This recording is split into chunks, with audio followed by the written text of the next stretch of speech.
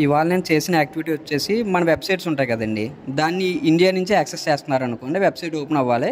వేరే కంట్రీ నుంచి యాక్సెస్ చేస్తే వెబ్సైట్ ఓపెన్ అవ్వకూడదు. ఫస్ట్ ఇండియా నుంచి ఓపెన్ చేసి సక్సెస్ఫుల్ రెస్పాన్స్ వచ్చింది.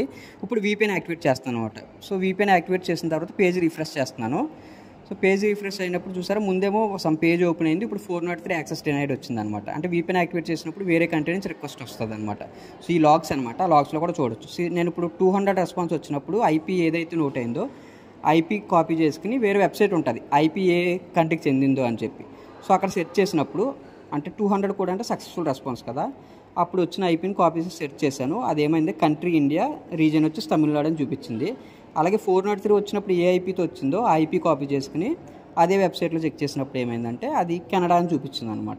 సో అదర్ కంట్రీస్ నుంచి యాక్సెస్ చేయాలని చూస్తే 403 స్టేటస్ కూడా వస్తుంది, అంటే ఫోర్బిడెన్.